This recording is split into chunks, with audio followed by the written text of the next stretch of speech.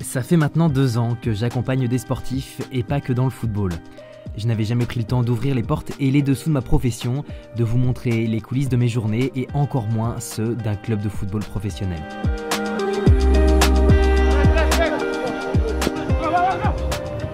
Aujourd'hui, je vous montre à quoi ressemble mon quotidien depuis maintenant une petite année au Paris FC, l'autre club de Paris, évoluant en Ligue 2 BKT.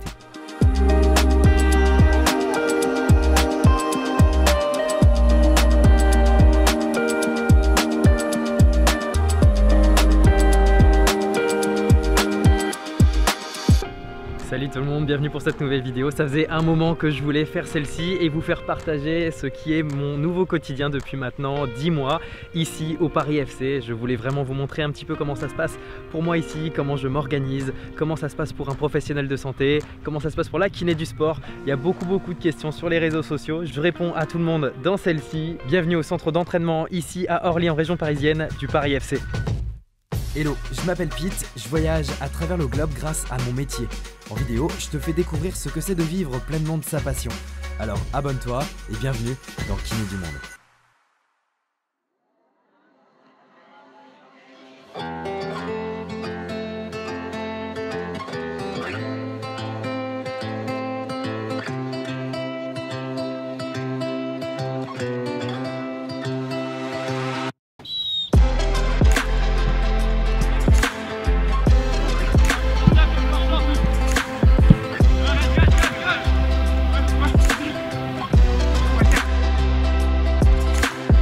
L'aspect médical d'un club pro est articulé par un organigramme bien précis où le kiné et le process de rééducation occupent la place centrale.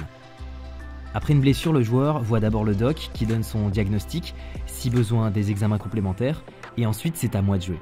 Nous sommes 2 pour la réalisation des soins et la rééducation, et avec Johan, mon collègue ostéopathe, on prend en charge toutes les blessures, de la petite alerte musculaire au gros traumatisme du foot, comme le fameux ligament croisé, demandant des mois de soins et de réathlétisation. Bon voilà, je me situe dans la salle des soins, donc c'est ici que je passe mes journées avec les joueurs, en tout cas pour la partie manuelle. Voilà, on est 2 à se répartir le travail, quand il y a un stagiaire on est 3, donc avec Johan on a en charge tout le monde, donc les 3 équipes, des joueurs de 15 à 21 ans, on a aussi parfois la préformation. Voilà, ils sont tous là nos mecs, c'est un peu comme notre vaisseau mère, ici on a le tableau des soins avec qui je vais voir, voilà on est vendredi, qui j'ai en soins, je vais mettre à chaque fois les soins que je réalise avec tel ou tel joueur, tel type de prévention, tel type de soins sur table, en réathlétisation ou alors en salle juste derrière moi. On a les indications en fait de chaque joueur, combien ils ont pu donner en intensité par rapport au week-end dernier en match.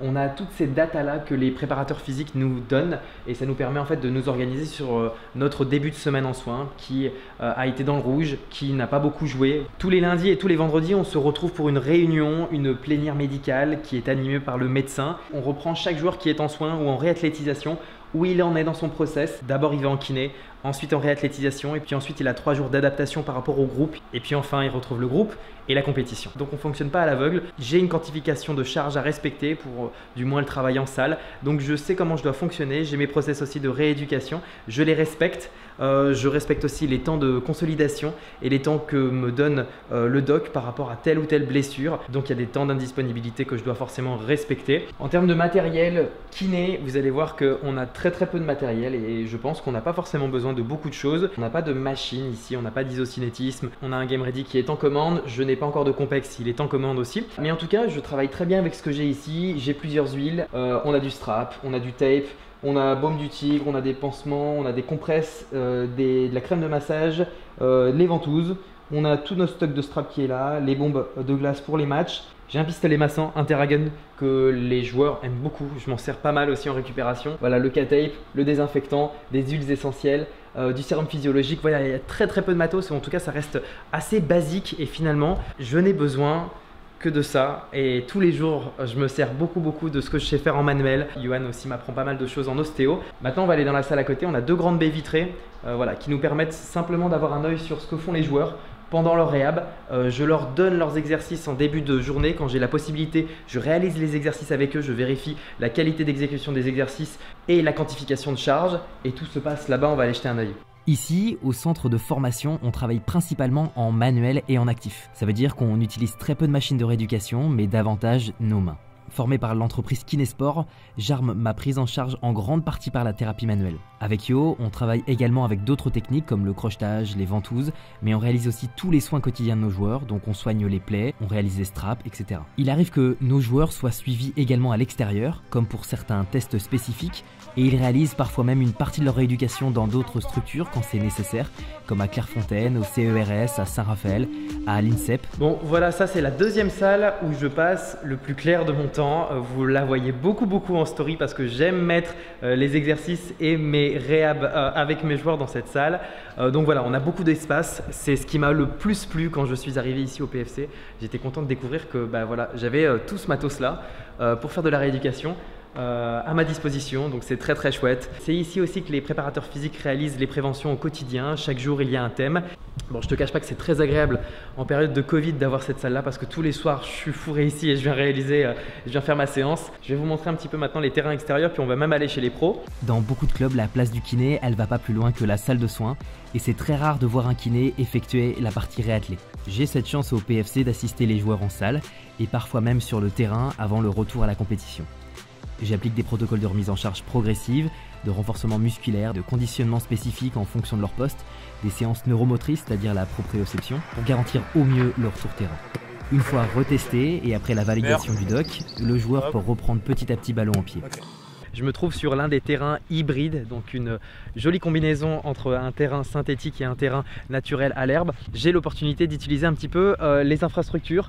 Là-bas, il y a un terrain de sable, on a la côte qui est là aussi.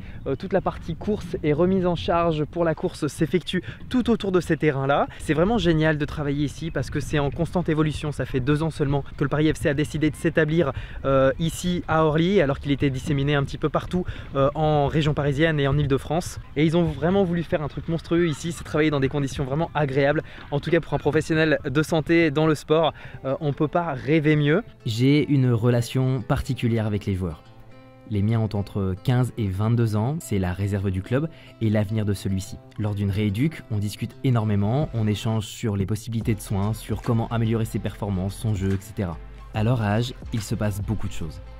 On leur demande d'être les meilleurs à l'entraînement, sur le terrain, à l'école, bref c'est un rythme d'enfoiré et tout tourne autour du foot uniquement. Ces gars ont fait un choix avec de grosses répercussions sur leur santé mentale et physique.